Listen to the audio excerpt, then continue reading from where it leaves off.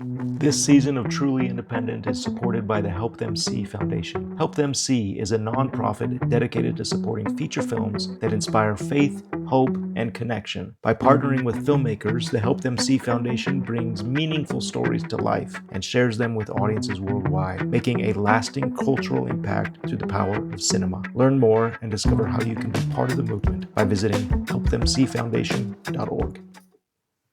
Welcome to Season 3 of Truly Independent.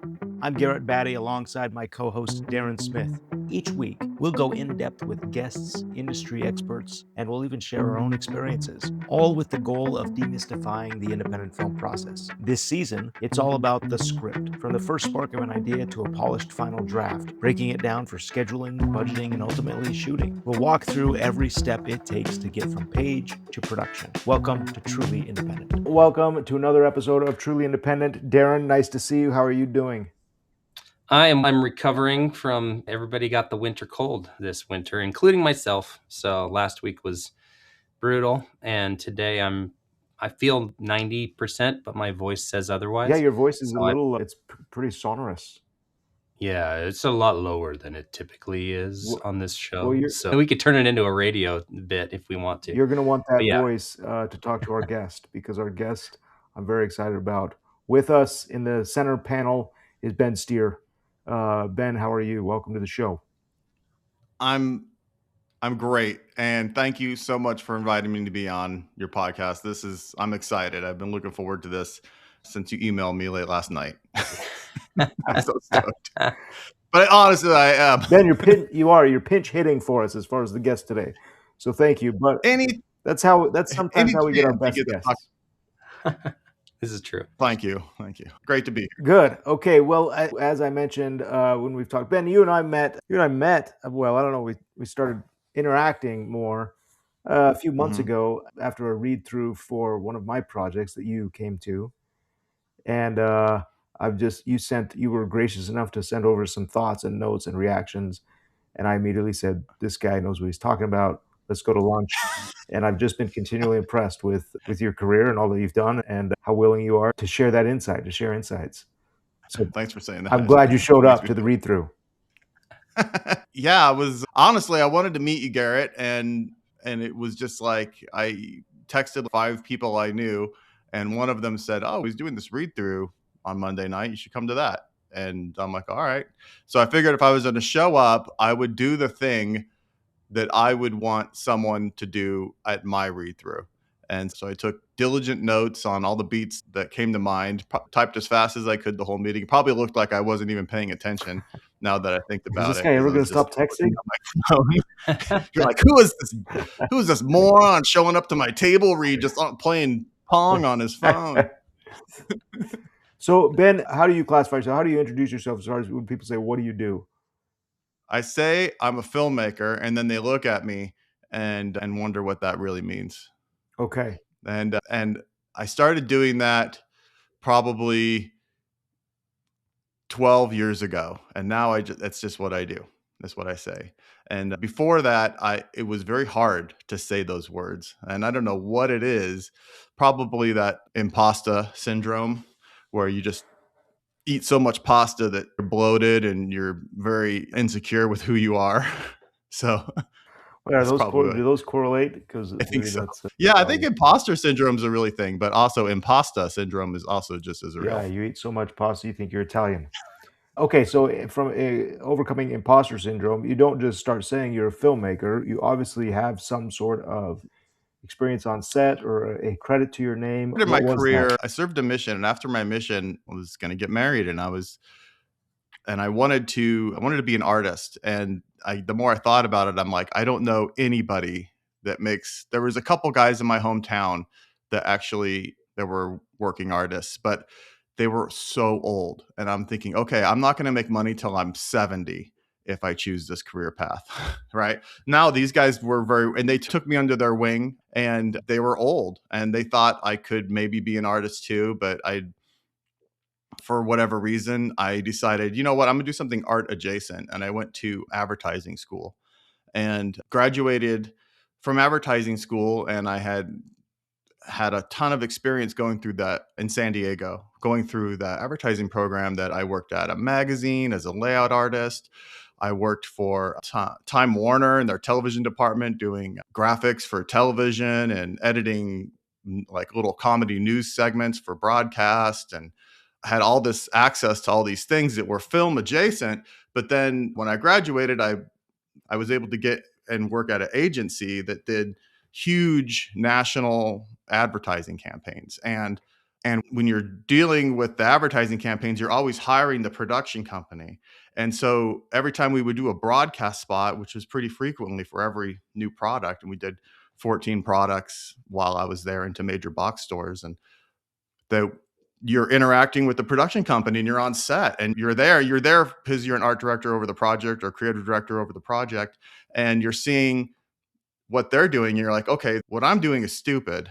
What I'm doing is meaningless. What they're doing is awesome. How do I do that? And so that kind of started it. And after 8 years of that, one night I was just obsessing. I've always obsessed over film, and I made films as a teenage kid whenever I can get my hands on the camcorder.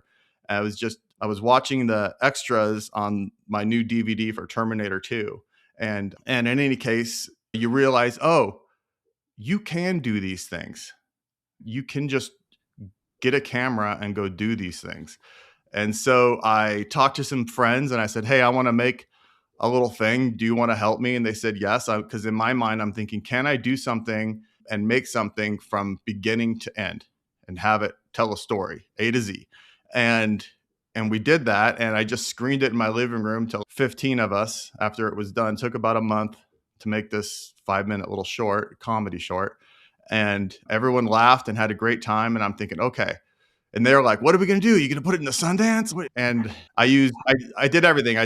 We did the music. I asked a friend who was in a band if I can license their music. Like I didn't want to use anything that I couldn't commercially release. And so, but I didn't. And that film's never seen the light of day, but it proved something to me, and maybe to my wife, that a year later we would be selling everything we absolutely owned, couches, televisions, you name it, to go and try and do this. So that's my origin story. Oh, that it's so relatable, and what a journey. At what point, what a supportive wife you must have to say, you know what, I'm done making money. I'm just going to go try independent film. And Supportive for sure. Yes. yeah, Yep. She was like, okay, let's do it. This sounds great. You haven't steered me wrong yet. And so far I've done nothing but prove her. Can you maybe share a little bit around that idea of, because you mentioned like how important it was for you to finish it, to do it from A to Z. It wasn't just an idea. It wasn't just a thing you noodled with, but like, Yeah. how important was that? And maybe how has that played out for you throughout your career to have that earliest experience be something you actually finished? I think about this a lot. If you're standing on a street corner and someone hands you a camera and says, make something scary or go make something emotional, you have 6 hours, right?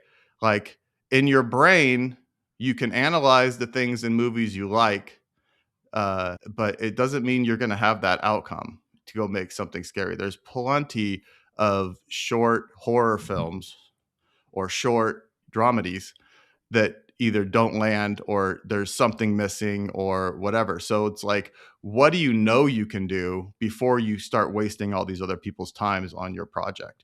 And so that's what you gotta that's what film school is about. I think that I didn't go, but it's about exploring what your sensitivities are so you know what you can do, if that makes any sense. So I ended up spending most of my career in documentary because it sounds pretty brave to sell everything you know and everything you own and dive into a totally new career at 30 years old. But I think I was still halfway committed when I did that. Like, as brave as it sounds, I still got pulled back into corporate settings, back into come work on my startup, back into these things. And even though I was having success at times, it took another 8 years of that back and forth before I said, no, no more of this. This is what I'm doing. And when you do that, a certain power will come over you. I feel like that in my case. I've probably totally gone off on a rabbit trail on your end. No, I'm it's a sorry. good point. It's a good point because at some point you do have to, I don't know, commit to what you're doing. Independent film is difficult and hard and challenging, or rewarding and exciting, but it is like all encompassing. And there to be able to kind of Mhm. do it half-heartedly um, is probably not a good pathway to succeed.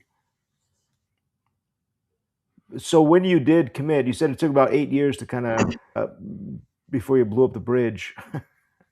Is that when you did Exactly. your Nat Geo show? Yes. Because that's So I like was that's huge. Like that's quite a leap. It was, and it was an interesting experience. It was I going back and forth. We made a couple short films, and we were going back and forth between writing a feature Dan, I maybe just lost you um, for a second. and shooting another short and doing all these things. I had someone come to me, a pretty awesome guy from the corporate world, and he had sold his company, and he just took me to lunch one day, and I love what you're doing. Because I left his company and told him I'm gonna go make a movie, basically. So he took me to lunch a couple months later. I want to invest $100,000 in you. What can you do for $100,000? And I think that's where kind of my confidence was shattered a little bit. Oh no, he's handing me a camera right now and telling me to go make something, and I don't know what I can make. I can only make the three short films. Those are the things. I don't know enough to make what he's asking me to make, or I didn't have confidence in myself, which I should have just said, make what is in my heart at that point, which was this little dramedy. But in any case, I got together with a partner at the time, and we went and pitched like a bunch of TV ideas that we had, and he said yes to them. And so we started developing these TV ideas blindly.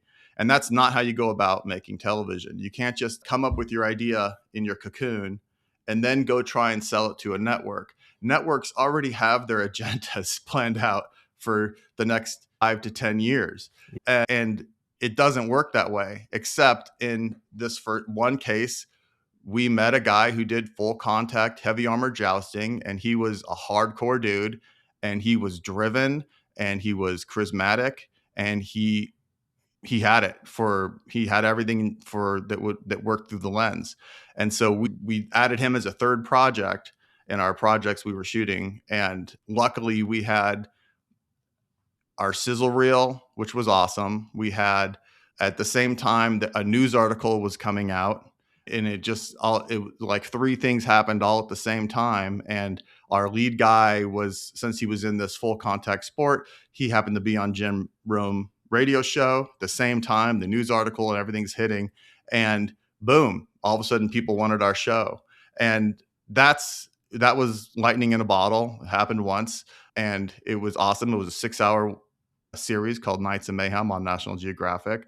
And we were young and wet behind the ears, and we were just like, I don't know. I don't want to disparage anybody, but there was lots of trucks that ran over us, but there was also a lot of people that held us up and encouraged us to keep going. Yeah. And but we learned a lot. So through that, you meet a couple network executives, and they say, what else you got? And we said, oh no, we got these things, but you're not interested. What do you got? And they said, we're looking for this and this. And that's how you make a second show. Then you say, okay, they're looking for whatever, Yeah. extreme barbecue people. And then you go and where can you find that in America? Yeah. Relatable people. And in any case, like I I feel like it was fun making reality television. It was a super awesome experience, but it wasn't independent film. It wasn't what I committed myself to do and what I'm committing myself to do now. Well, it's interesting because you've got these two events or two kind of moments that feel very, like you say, lightning in a bottle or serendipitous or whatever it is, and that's true. And I think Mhm. that's a reality of each one of our journeys as far as becoming an independent filmmaker. But I want to emphasize that those aren't exclusive. Like when you say, "Hey, somebody believed in me and they said I want to invest 100,000 in you," that's obvious. That's a rare occurrence. However, Mhm. it it's not exclusive to you. Like you were making short films, you were following your passion, you were doing your heart, doing the work, and it led to that, right? Or past experience led to that. And so for people that are listening saying, oh, this guy was basically handed a golden ticket to make his dreams come true. That's it sounds like you were working your guts out. You had taken some significant leaps of faith, and somebody invested in that passion, and that's not exclusive to you. Is that? That's yes, I agree. That's you to say like he did see something and still does, still checks up on me. Yeah. Probably wants his 100 grand back at some Yeah. point. And the same thing with your Nat Geo show, say, oh, well, it's just kind of a fluke thing, or Mhm. yes, it is one in a million chances, but I think that what you have as far as a skill set is you identified, hey, this guy's charismatic, this guy's a story, and there's Mhm. this kind of energy, or there's something in the zeitgeist of full contact jousting, or these reality. Here's an opportunity. You identified an opportunity, and we're able to move that into work. And if, again, for independent filmmakers that are listening, saying, yeah, I don't know any jousters. That's not what we're saying. That's not the pathway. The pathway is find a story, identify a story, make it resonate with you, Mhm. and then find the audience that wants that. There's that, but too, like what we were talking about last week, Garrett, is this idea of you're someone that they saw that could solve a problem for them, whether it's the investor or the network or whoever hired you. It's, oh, we trust this guy, and there's some momentum. So you've done something, and then you're trusted to do the next thing. Like all that plays into it. It's not just you were picked randomly out of the millions of filmmakers who would love to be in the same situation. It's no, you did the things that led to where you were at that moment. But Darren, I do feel like a couple projects later, I feel like I was picked randomly for one. I don't know if Kel's Goodman, but he left Blendtec and they were floundering for an idea of someone to take over the Will It Blend series. So let me fill They that were in. going through So people. yeah, for those that don't know, right? Kells was with back when YouTube was just kind of a baby, right? Will It Blend? Mhm. They used to blend up different objects and would get millions and millions of views, right, on these advertising their Yes. blenders. So Mhm. Kells started that, or Kells was a part of that, and was leaving. So go Mhm. ahead. I'll try not to interrupt again. It's okay. And so I had a very depressing year with a television show that failed that was just going to be a Discovery Channel show, which was going to be my big shot at being co-executive producer. It tragically ended. And so I was just depressed for months on end. And then I feel like my buddies, hey, we're trying to get this thing back off the ground. They don't know what direction to go. They have no ideas. They've talked to a couple different people and they're not satisfied with the pitches they're hearing. Come in and say what you would do with this series. With the And I Blend, the came Will It in, Blend series, right? yeah, so I came into Blendtec and I said, I will do exactly what you have been doing. I wouldn't change a dang thing. I would actually double down on everything that's working. And for some reason, they loved that. For the next couple years, I wrote and directed, in my mind, the most successful Will It Blends. We incorporated high-speed cinematography. We shot on bigger cinema cameras. We did fun special effects, and I had a blast. It was awesome, and it woke me back up to what you could do, and it led me into doing 2 more feature documentary films with some amazing people.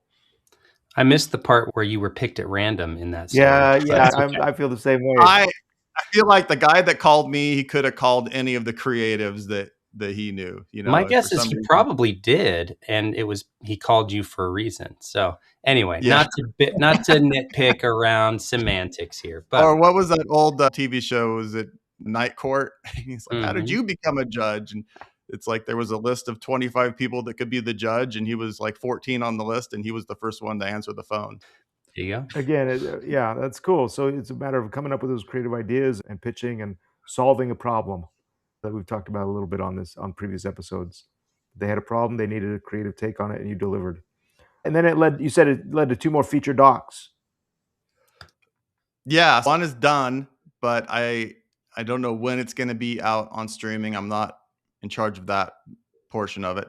And the other one is still lingering in post world, which is for most docs, I think that's good that a couple years go by since because they age great. Yeah, So yeah. if more time goes by and we're able to reignite the spark and catch up on these characters 5 years later, That's great. So that film's called Gutbuster, and that features a bunch of awesome people: Dr. William Furman, Pete Holmes, the comedian, Nice. a bunch of other comedians, and that follows the life of a stand-up comedian as he turns his life around through diet Oh, nice. and exercise.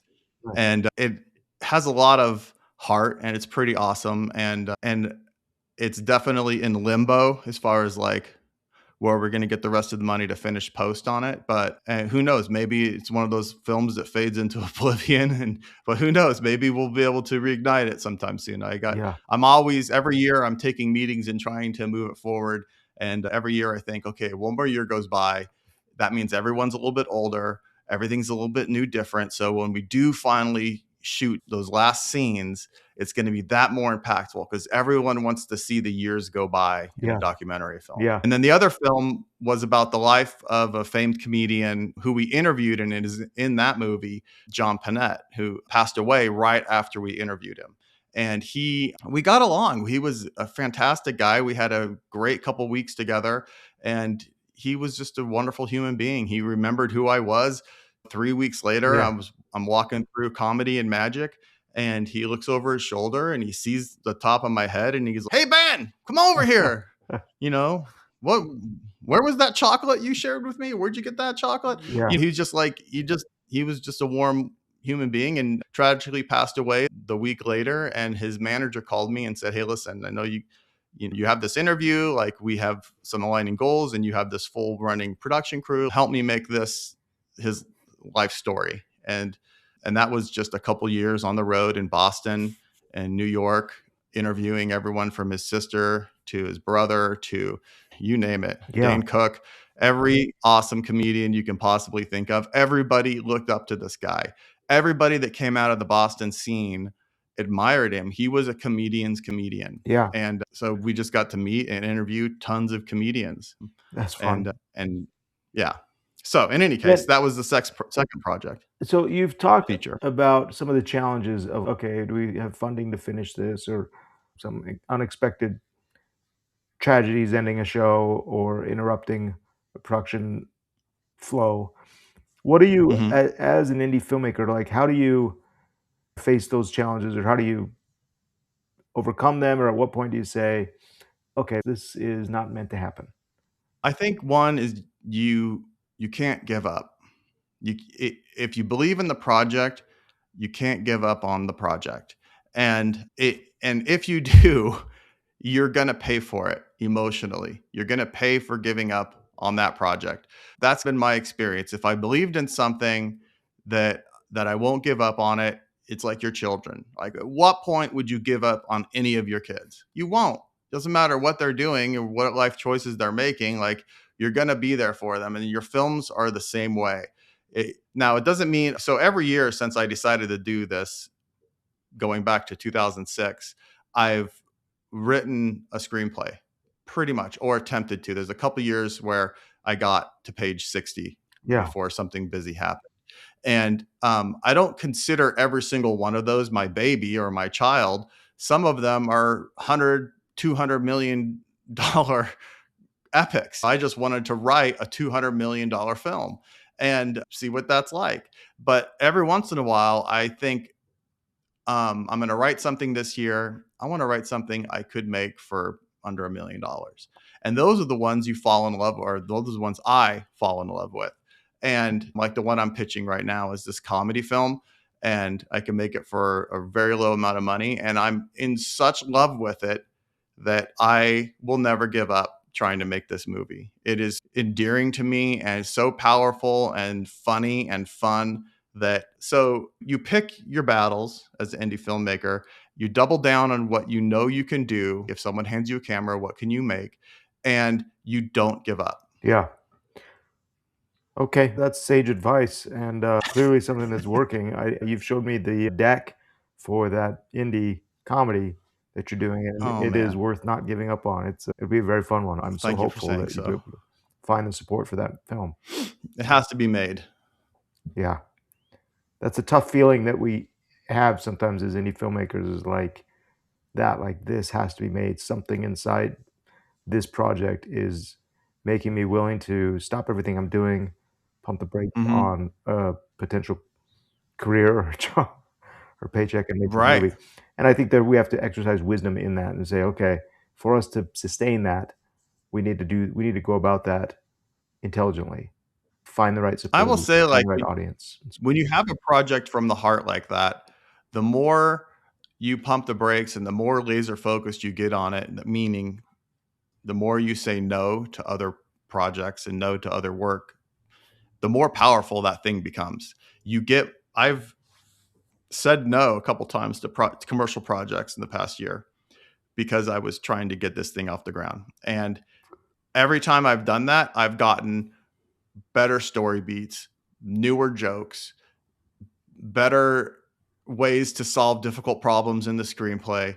Everything becomes better. That energy that you would have spent chasing that broadcast spot or whatever, that commercial spot or that branded scripted spot, that energy doesn't go into nothing. You're able to refocus that. And it might seem a little strange or cosmic or loopy in the brain, but I do believe that energy you would have spent doing something else is refocused. And so I'm grateful for that. And that's a lesson I've learned. I said no to a project in September, and it's done nothing but open new doors for me, Mm. physically and mentally.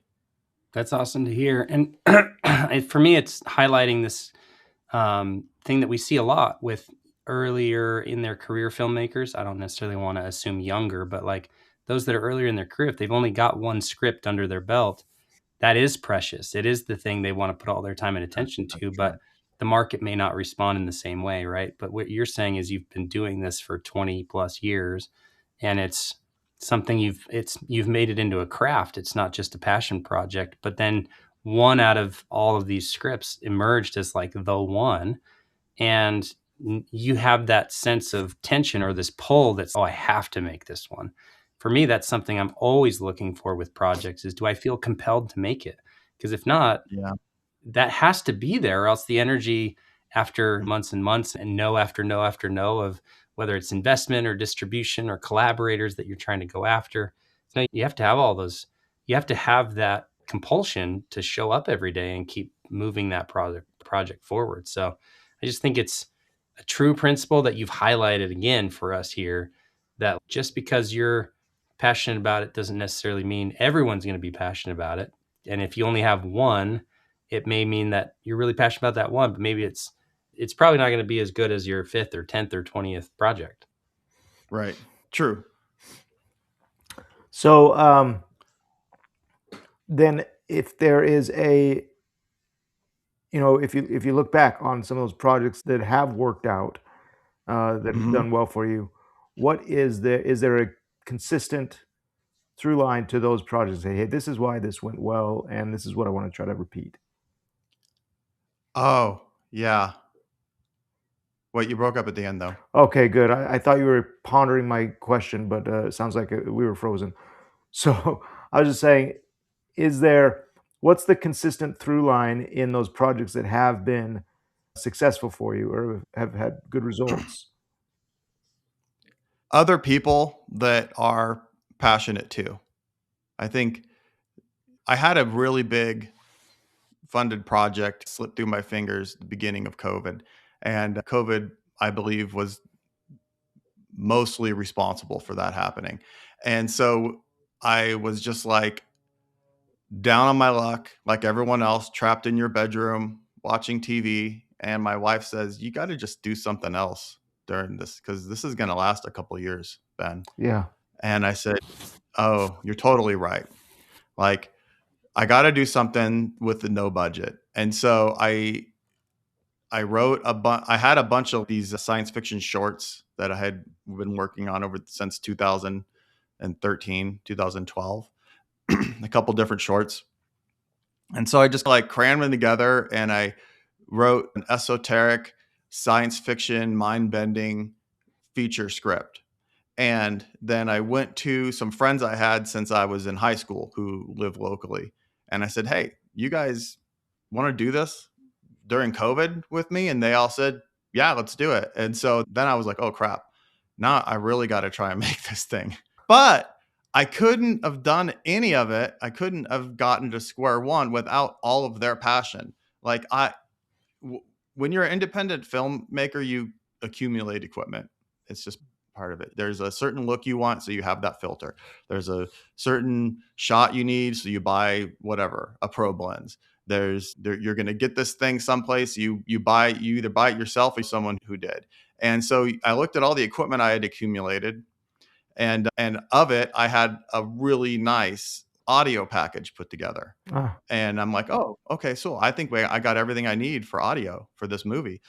And then my buddy who said he wanted to help, I turn around, I go to his house, and he'd bought his entire own audio kit and had been practicing in his basement during COVID for the past 2 weeks, recording his kids on a boom. And I'm like, A, your mixer's better than my mixer, because all these people, they're all successful and have real jobs at big companies, so they can afford to buy the nicest mixer or whatever. And your mic is pretty decent, dude. yeah. It's not better than my mic, but it's pretty decent mic. And so he showed up every day during COVID with his own audio kit. And I didn't even have to think about it one time, the quality of the audio, because he was a software engineer. He knew technology in and out. He knew everything there is to know about being highly technical, and the skills to operating a boom pole. He taught himself over a week and a half, recording his kids, following his kids around the kitchen. And I'm like, dude, you can probably go make $600 a day right now with this kid. And I make more than that programming for Ancestry. But in any case, those are the people that make your movie possible at an independent level, is the passion other people just bring. And you, as a director and producer, you have to identify when someone's coming with just a good idea that they think is cool, or when someone is coming with that has the passion of their life energy behind it.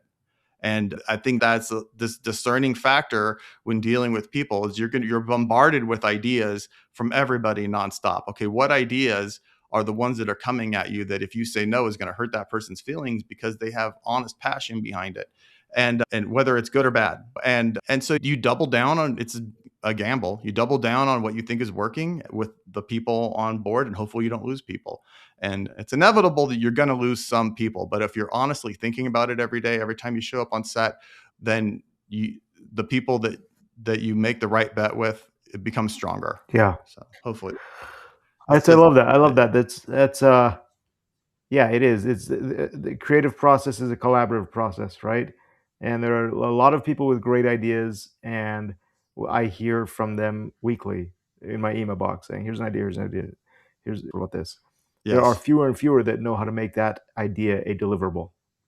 And yes, boy, if you can find somebody, and that's probably what you've done in the past, been able to prove that, hey, this short film is going to be a deliverable, or this sizzle reel, we're going to turn this into a deliverable series, or these feature-length documentaries, or even the Will It Blend stuff. Like, here's an idea, do what you do, and we're going to prove it a little bit with this equipment and make it a deliverable. And I think that's an important thing that we as independent filmmakers have to know how to do, is execute on these great ideas. There's a famous quote, or not, I don't know how famous it is, but there's a famous filmmaker and he's the most dearest filmmaker to my heart that I can think of. I've read his biography, his autobiography, and I want to read it again this year. He is the most wonderful filmmaker that's ever existed. His name's Frank Capra. And his entire filmography starts off in the silent era, working with kids and writing silly gags, all the way up to the most endearing films that have ever existed. And when receiving an Academy Award, he said this. And it's this quote that's burned in, and it became more burned into my heart and mind after I read his autobiography, which is called The Name Above the Title by Frank Capra. And I think every filmmaker should read this book. I think every filmmaker should read that book, and they should also read Charlie Chaplin's autobiography. And they should also read D.W. Griffith's autobiography, penned by Lillian Gish. And I think you read that, you are going to know the history of film. But anyway, Frank Capra said that as a filmmaker, as an artist, you have to believe in yourself, because only the valiant can create, and only the daring should make films, and only the morally courageous are worthy of speaking to their fellow man for 2 hours and in the dark. Yeah, it's an awesome responsibility that we take on, and to be able to do that repeatedly, that's our goal. There's a mystical power. There's a special magical power behind film. And it's this power that anchors people's emotions and the reality of other people's lives. And it's through story. So that's why I have passion to do what to give up on other opportunities I could have had in life. And I don't think it's anything a computer's ever going to replace. I feel so much pain in my heart to technicians that lose jobs to computers, but I feel like that gives them a chance to double down on what they're really passionate about. Yeah. I love it. Awesome, man. This is super good. Yes, sorry. Thank you. I was making sure I wasn't muted. I've been coughing in the background this whole time. This has been super helpful. I thought you were laughing at me. No, I would never do that on camera. No, but it's always great to hear the journey of a filmmaker and all the nuance that goes into having a career here. Of different for everybody. There's no consistency. There's no plan that you can just like copy paste. Like it's different for everybody. So I really appreciate you coming on and sharing your story with us. Where's the best place for people to find you online, connect with you? Like, how do you recommend people do that? I'm on Instagram, but I always change my handle, so it's not, I always forget what it is. But I used to have a website, but I just recently took it down because it wasn't serving me. I'm trying to get really focused. I think that honestly, the question was, where can they reach out to you? It sounds like you don't want to be reached, Ben. It sounds like you're going to great lengths I was going to remain anonymous. Hold on. I have a statement. If you really want to talk to me, please just email me. It's my name at me.com. Ben Stier at me.com. Okay. And I can and if you really want to know how crazy I can get with a camera, go watch my feature film, Girl Without End, streaming on Amazon. Perfect. All right. We'll urge all of our listeners to go do that. Ben, thank you for making time for us. That's it. It's over. That's it. I'm sorry. I'm sorry. Awesome. We're just their commute is over. They've reached their office and their destination, and we keep it within a 40-minute thing so that people can get... I understand. I'm sorry I rambled like an 80-year-old man. No, it sounds... We're here to listen for your story, so it's all good. Okay, and I want to have you back, Ben. I want to have you back when you finish your doc, or when there's progress on the comedy, because we need to hear that journey of you making this comedy. Let's do it. I'm so excited, you guys. Thank you so much for having me on. It's been awesome. This season of Truly Independent is supported by the Help Them See Foundation. Help Them See is a nonprofit dedicated to supporting feature films that inspire faith, hope, and connection. By partnering with filmmakers, the Help Them See Foundation brings meaningful stories to life and shares them with audiences worldwide, making a lasting cultural impact through the power of cinema. Learn more and discover how you can be part of the movement by visiting helpthemseefoundation.org. Thanks for joining us. If you are enjoying Truly Independent, please share and subscribe so you don't miss the rest of the journey. Today's episode was edited by Michael Bradford and produced by 3 Coin Productions.